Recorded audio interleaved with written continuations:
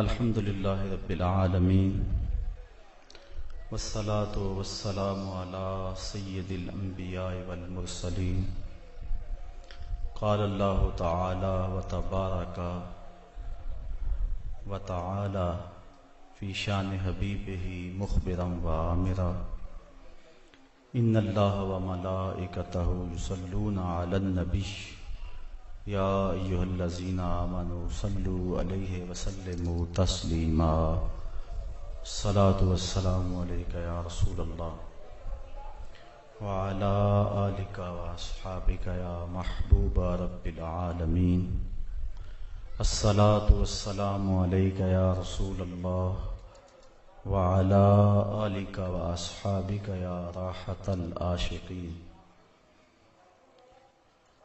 ز مہجوری برآمد جان عالم تراحم یا نبی اللہ تراحم نا آخر رحمت للعالمین ز محروماں چرا فارغ نشینی بروں آور سرز برد یمانی کے روئے تست صبح زندگانی عدیم طائف نعلین پاکن شراک از رشتہ جہاں ماکن چے باشد گر کنی سوئم نگاہے ہمیشہ گر نہ باشد گاہے گاہے نگاہے یا رسول اللہ نگاہے نگاہے یا حبیب اللہ نگاہے صد ہزاراں جبریل اندر بشر بحر حق سوئے غریباں یک نظر یا رسول اللہ انظر حالنا یا حبیب اللہ اسما قالنا اننی فی بحر غم مغرقن خذ یدی ساحل لنا اشکا لنا یا صاحب الجمال و یا سید البشر من وجهک المنیر لقد نور القمر لا يمکن الثناء کما کان حقہ بعد از خدا بزرگ توئی قصہ مختصر۔ تمام حمد و ثنا تعریف و توصیف اللہ جل مجدہ الکریم کی ذات پاک کے لیے جو خالق کائنات بھی ہے اور مالک شش جہات بھی۔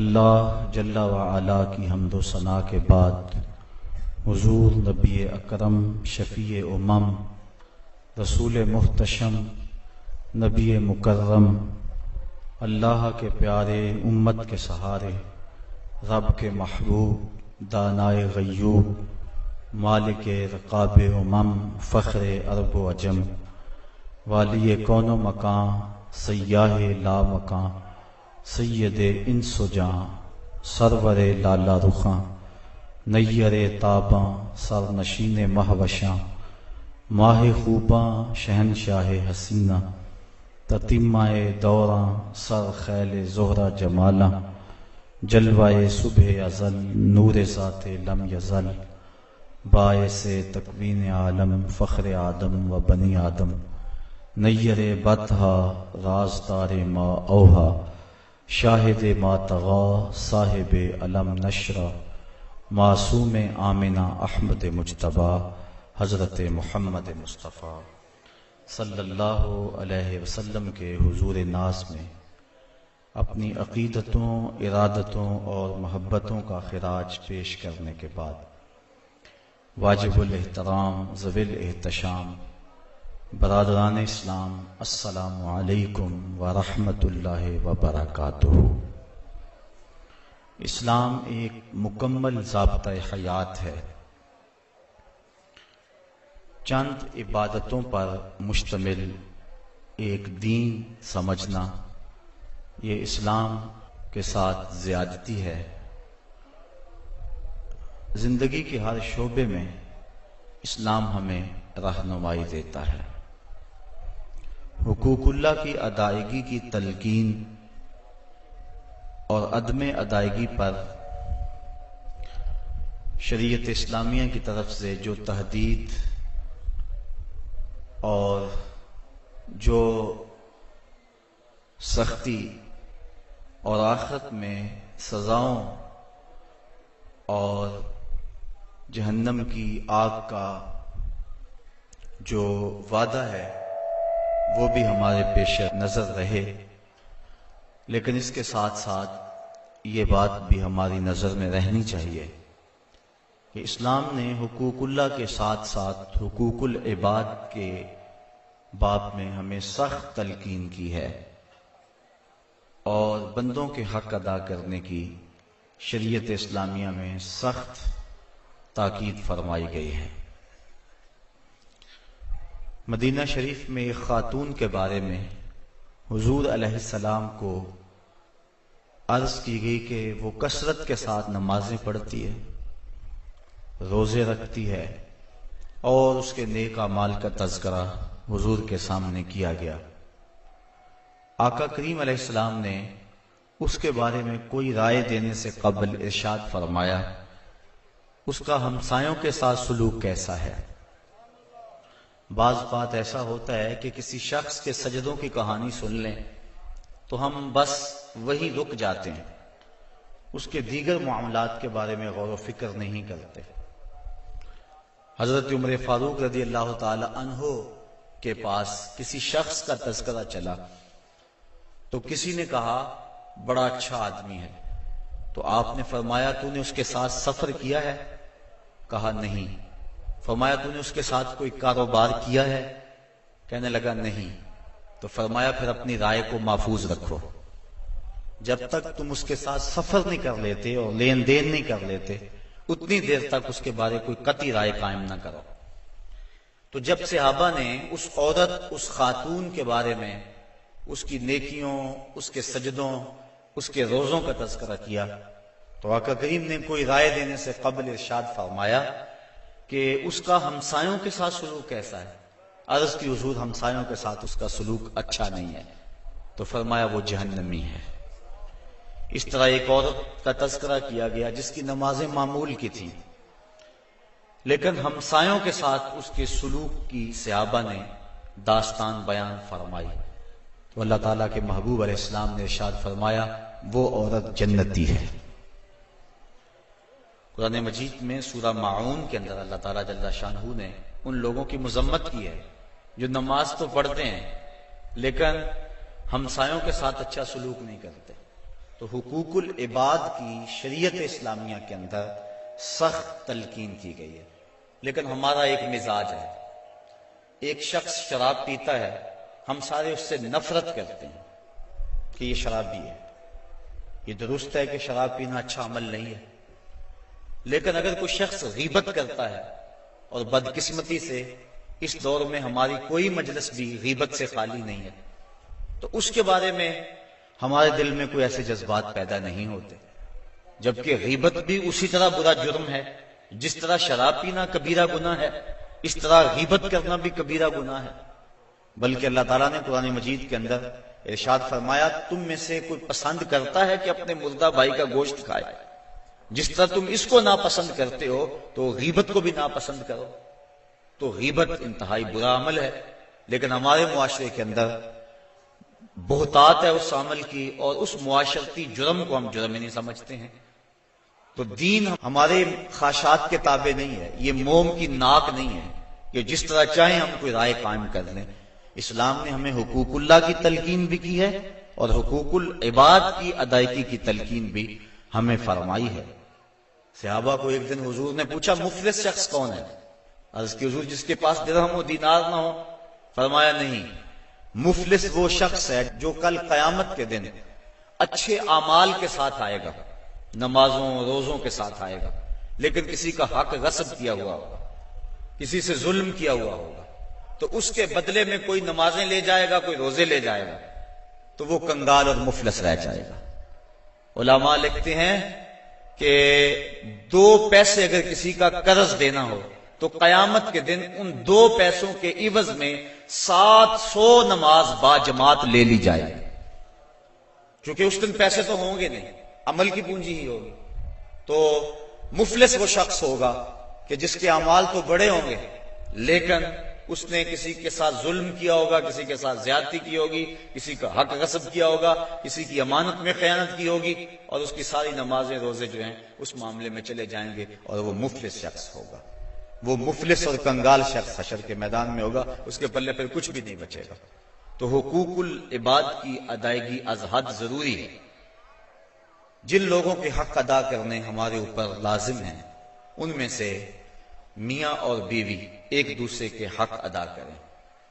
یہ ہمارے معاشرے کی ایک بنیادی اکائی ہے.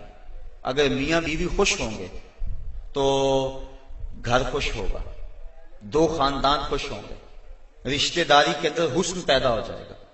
لیکن اگر میاں اور بیوی کے باہم تعلق ٹھیک نہیں ہوں گے تو گھر برباد ہو جائے گا، اولاد کی تربیت خراب ہو جائے گی، دو خاندان برباد ہو جائیں گے، رشتہ داری کا تعلق کمزور ہو جائے گا. تو شریعت اسلامیہ نے اس کی سخت تلقین کی. ایک صحابی نے عرض کی حضور بیوی کا حق کیا ہے؟ ما حق المرأة علی الزوج، عورت کا حق خامند کے اوپر کیا ہے؟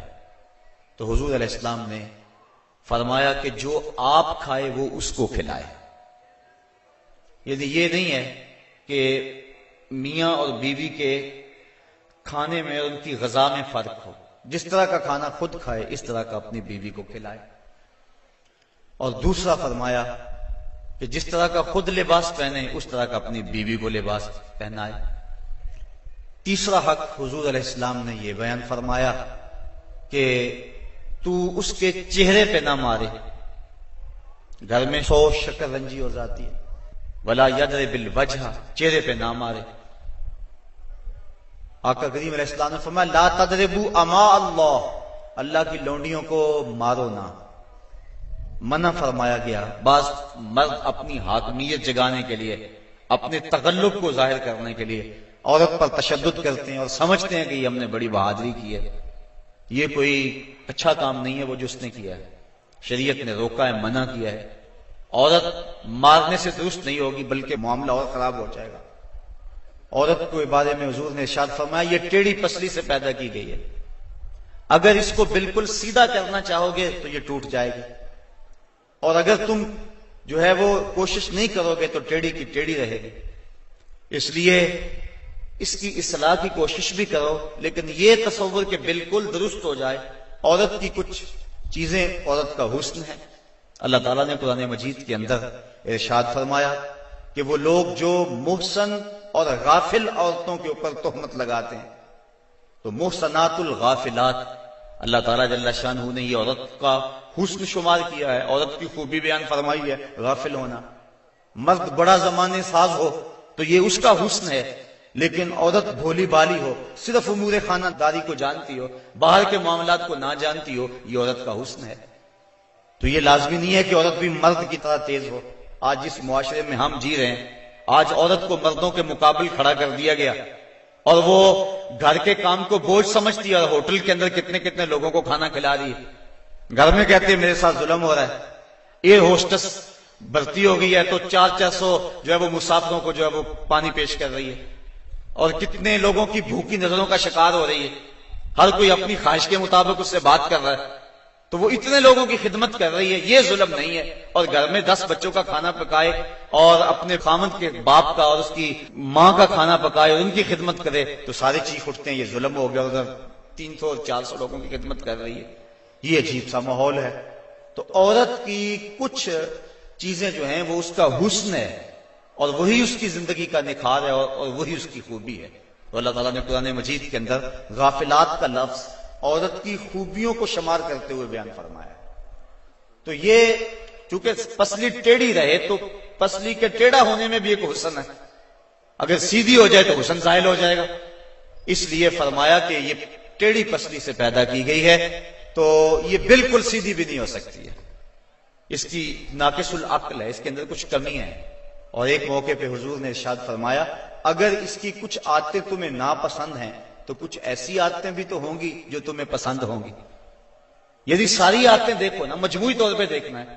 وہ تمہاری کتنی خدمت کرتی ہے، ماں باپ کو چھوڑ کے آئی ہے، بہن بھائیوں کو چھوڑ کے آئی ہے، تم سے پہلے اٹھتی ہے، تمہارے بعد سوتی ہے.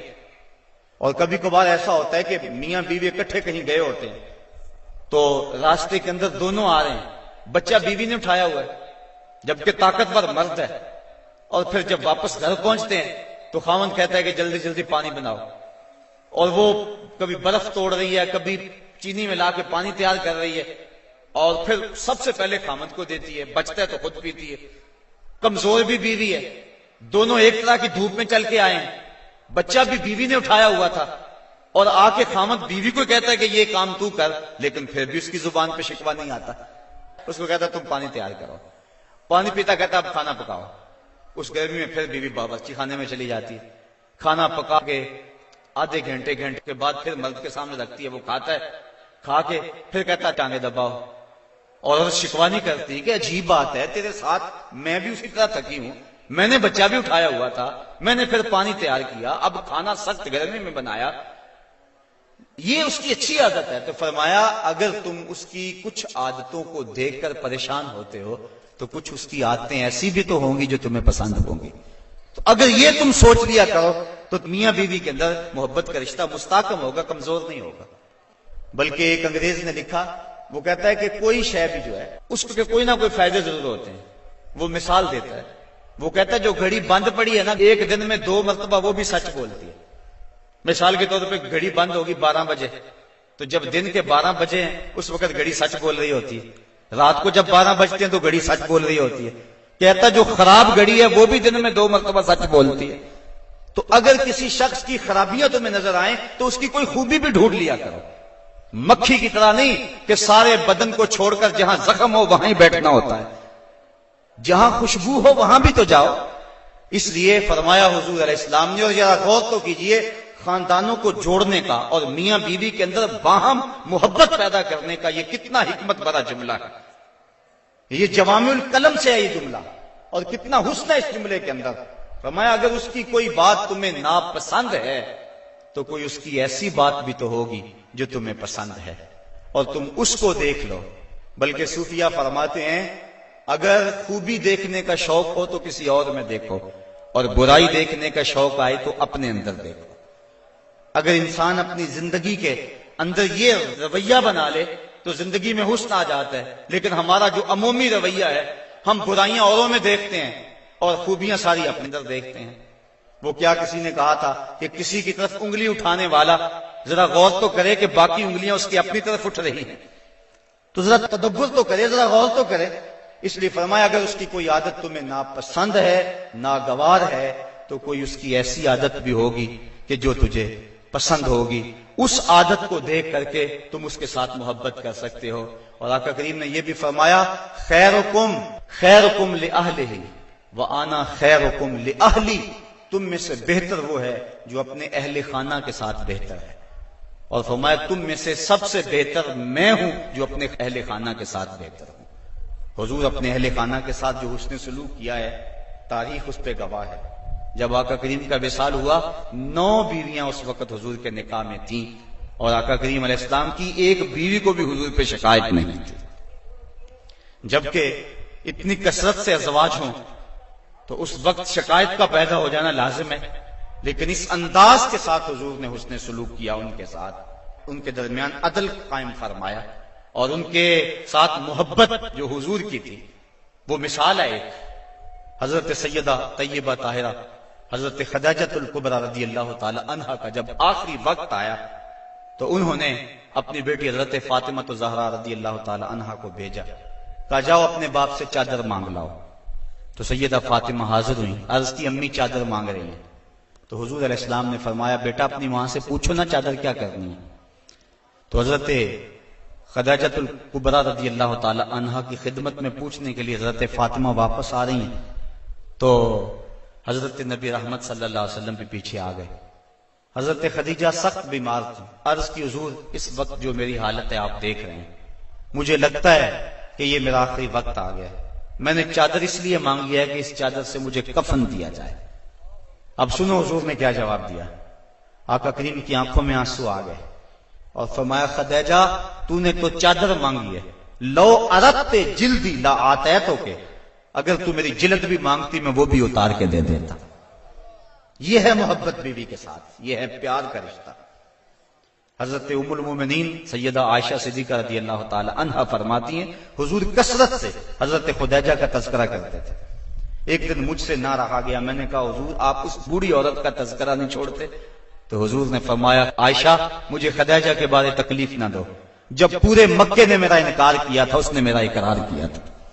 حضرت عائشہ صدیقہ رضی اللہ تعالیٰ عنہ فرماتی ہیں ایک دن حضور بقیع سے واپس آ رہے تھے، میرے سر میں سخت درد ہو رہا تھا، حضور تشریف لائے تو میں نے کہا واہ آسا ہو، ہائے میرا سر گیا۔ تو حضور علیہ السلام نے کہا وَآنَا یا عائشہ، عائشہ یہ تیرے سر میں درد نہیں، یہ تو میرے سر میں درد ہو رہا ہے۔ یہ بیوی کے ساتھ محبت کا انداز ہے جو حضور نے اختیار فرمایا، یہ کیسا پیار ہے، یہ کیسی الفت ہے، ذرا غور تو کریں۔ حضرت سودا رضی اللہ تعالی عنہا حضور ان کے ہاں تشریف فرما تھے، حضرت عائشہ صدیقہ رضی اللہ تعالی عنہا نے کچھ پکایا، میٹھی چیز تیار کی، جی میں آیا حضور کو دوں۔ آقا کریم حضرت سودا رضی اللہ تعالی عنہا کے ہاں تھے، انہوں نے وہ شے اٹھائی اور حضرت سودا کے حجرے میں چلی گئیں، وہ چیز رکھی، کھانا شروع کیا، حضور بھی تناول کر رہے ہیں، حضرت عائشہ رضی اللہ تعالی عنہا بھی تناول کر رہی ہیں، لیکن حضرت سودا نہیں لے رہے۔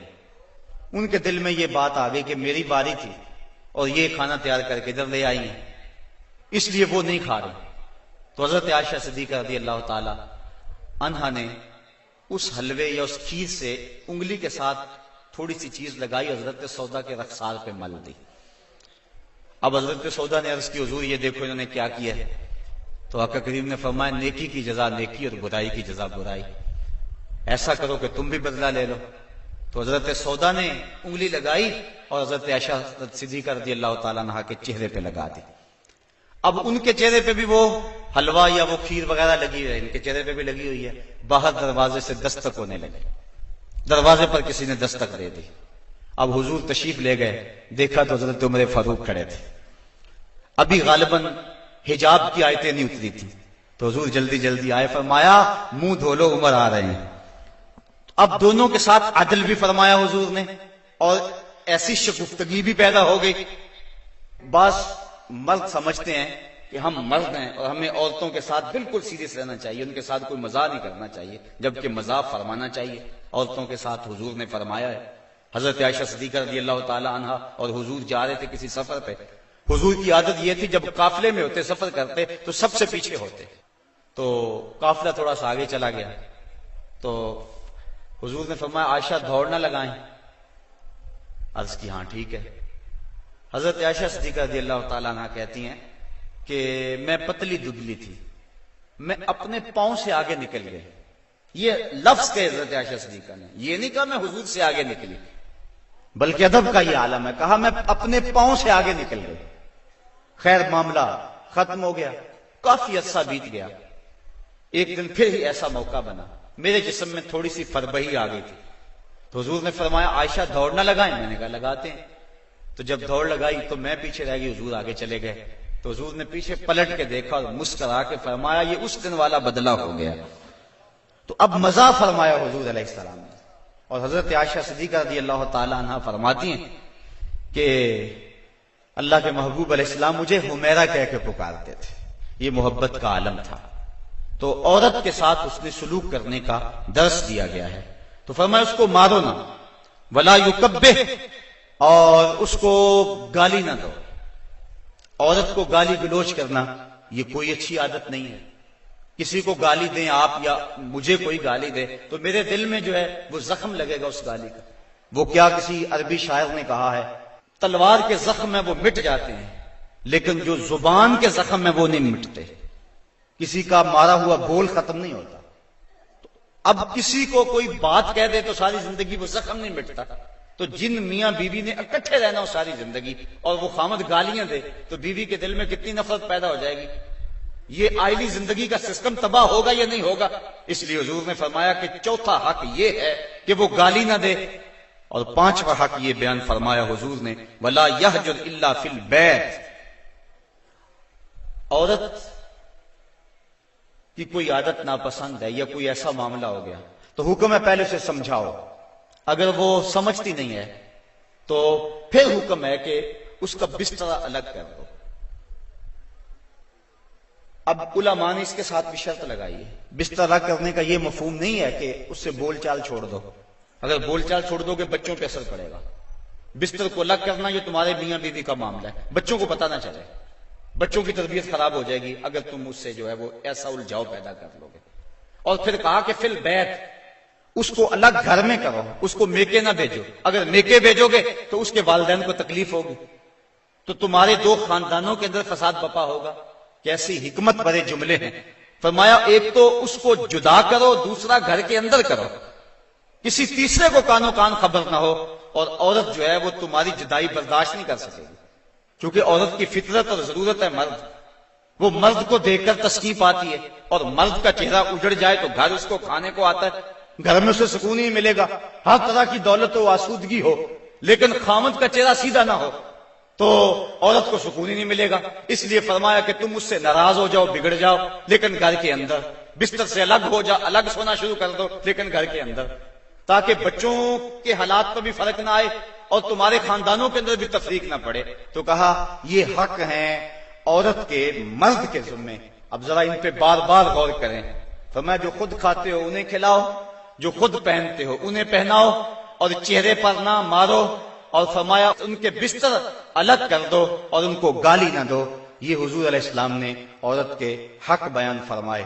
اور پھر حضور نبی رحمت صلی اللہ علیہ وآلہ وسلم نے یہ بھی ارشاد فرمایا، اکمل المؤمنین ایمانا احسنهم خلقا وخیارکم خیارکم لأہلہ۔ فرمایا تم میں سے کامل ایمان اس شخص کا ہے جس کے اخلاق اچھے ہیں، خلق اچھا ہے، جس کا منہ میٹھا ہے، جس کی بولی ٹھیک ہے۔ وہ کیا کسی نے کہا تھا، لہجے میں اگر رس ہو تو دو بول بہت ہیں۔ انسان کو رہتی ہے محبت کی زبان یاد، انسان کو محبت کی بولی یاد رہتی ہے۔ تو کہا کہ جس کا خلق اچھا، اور دوسرا فرمایا جو اپنے اہل خانہ کے ساتھ ٹھیک ہے، سارے زمانے سے ٹھیک ہے، گھر والوں سے ٹھیک نہیں ہے، تو پھر کیسے زندگی میں سکون آئے گا، طمانینت آئے گا، کیسے چین آئے گا؟ تو تم میں سے بہتر وہ ہے جو اپنے گھر والوں کے ساتھ بہتر ہے۔ اور ابھی روایت میں نے آپ کے سامنے رکھی جس میں حضور نے فرمایا کہ میں تم میں سے سب سے زیادہ اپنے گھر والوں کے ساتھ حسن سلوک کرنے والا ہوں اور اچھائی کرنے والا ہوں۔ تو یہ حکم دیا گیا کہ وہ اچھے انداز کے ساتھ اپنی بیوی کے ساتھ حسن سلوک کرے، اس کو جو ہے وہ مکروہ نہ جانے، اور اس کو برا نہ کہے، اس کو گالی نہ دے۔ دوسری طرف عورت کو کہا الرجال قوامون علی النساء، مرد عورتوں پر قوام ہیں، حاکم ہیں، امیر ہیں۔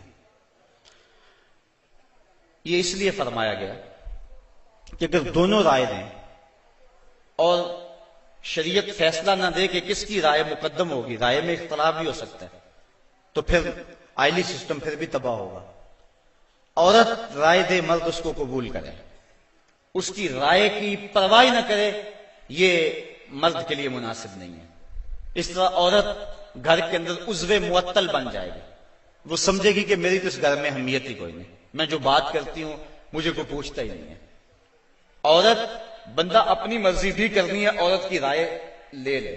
جب کسی کی رائے لیتے ہو آپ کسی معاملے میں تو اس کی عزت افزائی ہوتی ہے۔ تو اس لیے عورت کے ساتھ مشاورت کریں، اس کی بات کو اہمیت دیں، اگر اس کی بات قابل قبول نہیں ہے تو اچھے انداز اس کو سمجھائیں۔ لیکن فرض کرو اگر رائے مختلف ہوگی ہیں تو رائے کس کی کو ترجیح ہوگی؟ مرد کی رائے کو ترجیح ہوگی۔ جس طرح کہ میں نے حقوق والدین کو عنوان سے عرض کیا تھا کہ ماں کچھ اور کہتی ہے، باپ کچھ اور کہتا ہے، اب کس کی بات مانیں گے، ماں کی یا باپ کی؟ ماں کا درجہ بہت سارا ہے، لیکن ماں کہتی ہے یہ کرو، باپ کہتا ہے یہ کرو۔ تو علماء نے جزیہ بیان فرمایا کہ خدمت میں ماں مقدم ہے، تعمیل حکم میں باپ مقدم ہے۔ پہلے تو ماں باپ کو چاہیے اولاد کو کسی مشقت میں نہ ڈالیں، کسی مصیبت میں نہ ڈالیں، لیکن اگر ایسا کبھی ہو جائے تو خدمت میں ماں کو ترجیح دیں۔ جب باہر سے آئیں تو پہلے ماں کی ٹانگیں دبائیں، اس کے پاؤں دبائیں، پھر اس کے بعد باپ کے۔ خدمت میں ماں کو ترجیح دیں، لیکن جب حکم کی تعمیل کی بات آئے پھر باپ کو ترجیح دیں، کیونکہ قوام باپ ہے، گھر کا حاکم اور امیر باپ ہے۔ اگر باپ کی بات نہیں مانی جائے گی تو پھر گھر میں فساد بپا ہو جائے گا۔ اسی طرح زوجین میں سے خامد کی بات کو ترجیح اگر دی جائے گی تو یہی معاشرے کا بھی حسن ہے اور خاندان کے اندر بھی اسی میں عزت ہے۔ اگر خامد کچھ اور کہتا ہے، بیوی کچھ اور کہتی ہے، بات بیوی کی مان لی جائے تو گھر میں تو مصیبت بن گئی۔ خامد کو کوسنے دیں گی اس کی بہنیں بھی، اس کے بھائی بھی، اس کی ماں بھی کہے گی، باپ بھی کہے یہ بیوی کے پیچھے لگ گیا۔ لیکن اگر بیوی خامد کے پیچھے لگ جائے تو یہ بیوی کے لیے حسن ہے، مرد کا بیوی کی اطاعت کرنا یہ مرد کے لیے حسن نہیں ہے، لیکن بیوی کا مرد کے پیچھے لگ جانا اور اس کی بات کو مان لینا یہ جو ہے وہ حسن ہے بیوی کے لیے، اور یہ اس کی اطاعت کے زمرے میں آتا ہے۔ تو مرد حاکم بنایا گیا ہے، لیکن حاکم کا یہ مطلب بھی مرد نہ سمجھے کہ وہ جب چاہے عورت کو مارنا شروع کر دے، اس کو غلام سمجھے اور اس کی اہمیت ہی نہ سمجھے، بلکہ عورت کو برابر مشاورت میں شریک رکھے۔ جس طرح مرد عورت پہ ناراض ہو جاتا ہے، عورت کو بھی حق ہے کہ وہ مرد پہ ناراض ہو جائے کسی معاملے میں، اور جس طرح عورت مرد کو مناتی ہے، مرد بھی اپنی بیوی کو منا سکتا ہے، راضی کر سکتا ہے، اس میں کوئی حرج نہیں ہے، چونکہ گھر میں شکنجی ہو سکتی ہے۔ بخاری شریف میں روایت موجود ہے، حضور نبی رحمت صلی اللہ علیہ وسلم نے ارشاد فرمایا، عائشہ جب تم ناراض ہوتے ہو مجھے پتہ چل جاتا ہے۔ عرض کی حضور کیسے؟ فرمایا جب تم راضی ہوتی ہو اس وقت کوئی بات ہو تو قسم اٹھاتی تو کہتی ہو رب محمد، مجھے محمد کے رب کی قسم، اور جب تم ناراض ہوتی ہو اور کوئی بات ہو تو قسم اٹھاتی ہو تو کہتی ہو رب ابراہیم، مجھے ابراہیم کے رب کی قسم ہے۔ تو مجھے پتا چل جاتا ہے کہ اب تم ناراض ہو اور اب تم راضی ہو۔ تو جب حضرت عائشہ صدیقہ رضی اللہ تعالیٰ عنہا نے یہ بات سنی تو کہا ما احجرو الا اسمک، حضور میں صرف آپ کا نام ہی چھوڑتی ہوں، دل میں تو آپ ہی ہوتے ہیں، دل میں تو آپ ہی کے ڈیرے ہیں اور آپ ہی کے بسیرے ہیں۔ تو یہ اسلام نے ہمیں کیسا روشن راستہ دیا، اور حضور کی سیرت اور حضور کا عمل ہمارے سامنے ہے۔ تو میاں بیوی کے اندر باہم شکر رنجی ہو سکتی ہے، تو اس کے اندر جو ہے ایک فریق ناراض ہو گیا تو دوسرا راضی کر لے، دوسرا ناراض ہو گیا تو پہلا راضی کر لے، کس قدر گھر میں حسن آ جائے گا۔ جب گھر حسین ہوگا تو سارا معاشرہ حسین ہو جائے گا، لیکن اگر یہ جو بنیادی اکائی ہے اس میں حسن نہ ہوا تو باقی حسن کیسے ہو سکتا ہے۔ تو حاکم ہے مرد، اور جس طرح عورت کے کچھ حقوق ہیں مرد کے بھی کچھ حقوق ہیں۔ حضور علیہ السلام نے ارشاد فرمایا لا یحل للمرأة ان تصوم وزوجها شاہد الا باذنہ ولا تاذن فی بیتہ الا باذنہ، فرمایا عورت کو یہ حق نہیں پہنچتا کہ وہ روزے رکھے جبکہ خامد گھر میں ہو۔ نفلی روزہ رکھنا اگر عورت کو ہو تو وہ خامد سے پوچھ کے رکھے گی، خامد کی اجازت اور اذن کے بغیر عورت روزہ بھی نہیں رکھ سکتی، چونکہ خامد کی رضا کا حاصل کرنا عورت کے لیے بہتر نفلی عبادت ہے۔ اس لیے اگر خامد راضی نہیں ہے تو روزہ نہ رکھے، راضی ہے تو رکھ لے۔ اور فرمایا حضور علیہ السلام نے دوسری بات یہ ہے کہ وہ اس کے گھر میں جس کو وہ ناپسند کرتا ہے اس کو آنے نہ دے، اذن نہ دے۔ اور ایک حدیث کے اندر یہ لفظ ہیں کہ حضور علیہ السلام نے ارشاد فرمایا کہ وہ خامند کے بستر کو روندنے نہ دے، یعنی خامند جس بستر پہ بیٹھتا ہے، سوتا ہے، آرام کرتا ہے، اس بستر پہ کسی کو نہ چڑھنے دے۔ اور اس پر حضرت ام حبیبہ رضی اللہ تعالی عنہا کا عمل ہمارے سامنے ہے۔ یہ ابو سفیان کی بیٹی ہیں، اور حضور پر حضرت ام حبیبہ ایمان لے آتی ہیں، ان کا شوہر بھی ایمان لے آتا ہے۔ جب ہجرت حبشہ ہوئی تو یہ دونوں میاں بیوی حبشہ کی طرف ہجرت کر گئے، کچھ عرصہ وہاں گزرا۔ ایک دن حضرت ام حبیبہ سوئیں تو خواب دیکھا ہے کہ میرے خامد کا چہرہ بدل گیا، تو سخت پریشان ہوئی۔ صبح اٹھی تو پتہ چلا کہ خامد عیسائی ہو گیا، کسی عیسائی کے پاس بیٹھنا اٹھنا تھا تو اس نے اپنا دین بدل لیا۔ تو حضرت ام حبیبہ رضی اللہ تعالیٰ عنہ الگ ہو گئی۔ کچھ عرصے کے بعد خامد بھی فوت ہو گیا۔ اب وہاں پردیس میں سارے جہان کو چھوڑ کر وہاں گھر بس آیا تھا، تو وہاں وہ تنہا ہو گئی، تو سخت پریشان تھی۔ آقا کریم علیہ السلام نے حبشہ کے حکمران نجاشی کے ذریعے حضرت ام حبیبہ رضی اللہ تعالی عنہا کو پیغام نکاح بھیجا۔ نجاشی نے ایک لونڈی بھیجی کہ جا کے ام حبیبہ کو کہو کہ اللہ کے نبی تم سے نکاح کرنا چاہتے ہیں۔ اب حضرت ام حبیبہ کی زبانی اگلی کہانی سنیے۔ کہتی میں گھر میں بیٹھی ہوئی تھی کہ باہر دروازے پہ دستک ہوئی، میں نے دروازہ کھولا تو ایک خاتون کھڑی تھی، میں نے اس کو بٹھایا تو وہ کہنے لگی میں نجاشی کی سمت سے آئی ہوں، اللہ کے محبوب صلی اللہ علیہ وسلم نے تجھے نکاح کا پیغام بھیجا ہے۔ کہتی ہیں ایک لمحے کے لیے تو میں حیران ہوئی، اور پھر میری خوشی کی انتہا نہ رہی، اور گھر کے اندر جو کچھ موجود تھا اس وقت میرے پاس، میں نے سب کچھ بطور انعام اس لونڈی کو دے دیا۔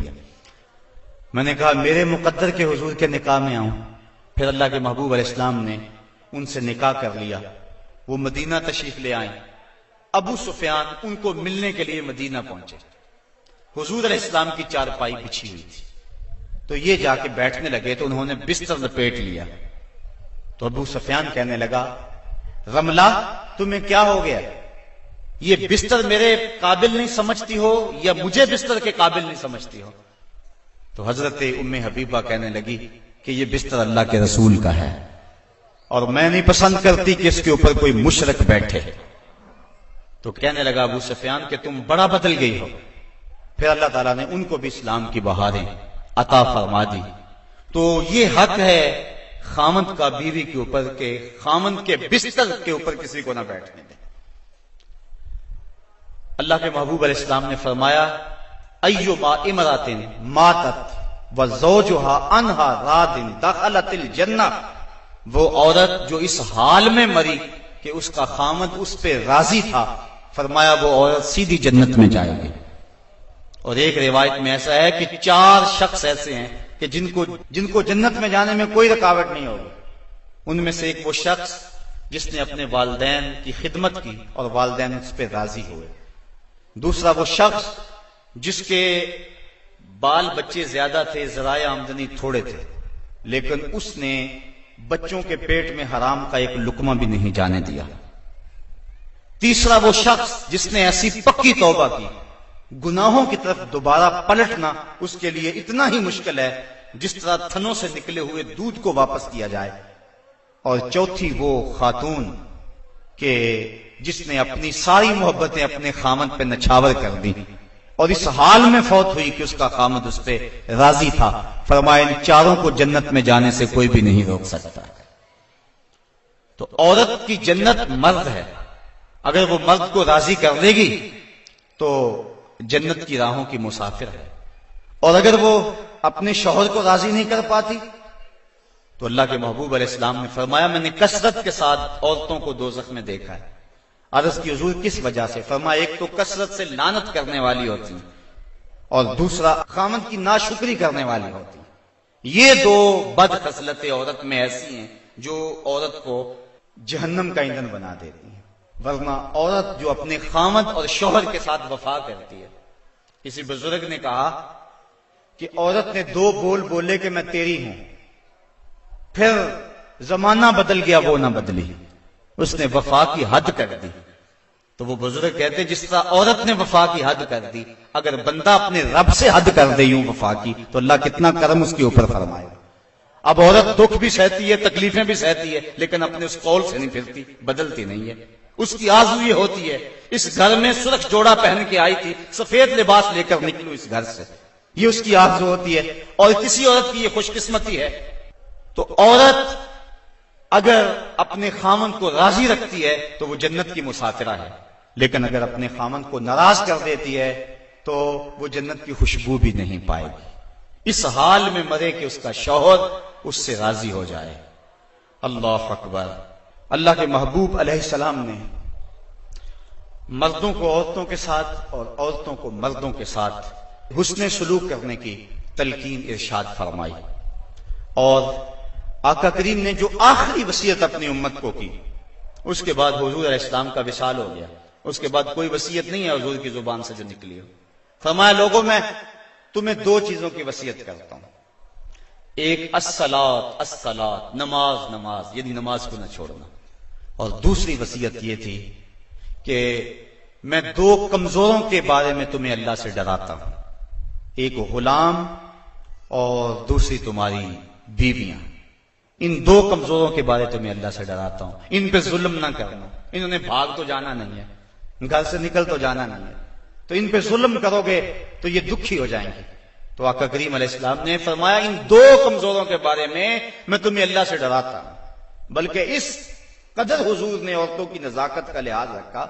ایک سفر پہ تھے، ایک شخص اونٹوں کو ہانک رہا تھا، اس کا نام تھا انجشا، تو وہ جلدی جلدی اونٹوں کو نا ہانکنے کی کوشش کر رہا تھا تاکہ جلدی پہنچ جائے۔ تو آقا کریم نے فرمایا انجشا آہستہ آہستہ، فرمایا یہ جو اونٹوں کے اوپر عورتیں بیٹھی ان کی طرف اشارہ کر کے کہا یہ نازک آبگینے ہیں کہیں ٹوٹ نہ جائیں۔ عورتوں کو نازک آبگینیں قرار دیا. آج ہمارے معاشرے کے اندر گھروں میں جو جنگ و جدل کا ماحول ہوتا ہے اور عورتوں کے ساتھ جو سلوک کیا جاتا ہے، بتاؤ یہ نازک آبگینیں سلامت رہ سکتے ہیں؟ حضور نے تو فرمایا انجشا، اپنے اونٹوں کی رفتار کو کم کرو، کہیں یہ نازک آبگینیں نہ ٹوٹ جائیں. اور پھر سنو حضور نے کیا فرمایا، حبب الیہ من دنیاکم ثلاث، لوگوں تمہاری دنیا سے مجھے صرف 3 چیزیں پسند ہیں.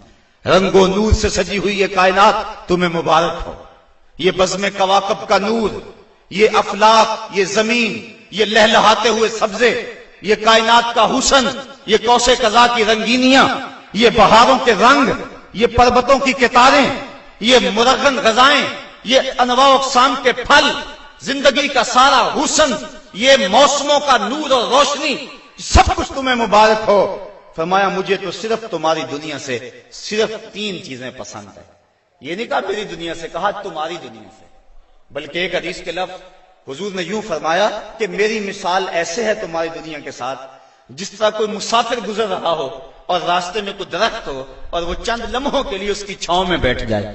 تو کہا میں تو چند لمحوں کے لیے رکا ہوں، اور رک کے ایک ایک لمحہ انسان کو زندگی گزارنے کا راستہ بتا گئے ہیں.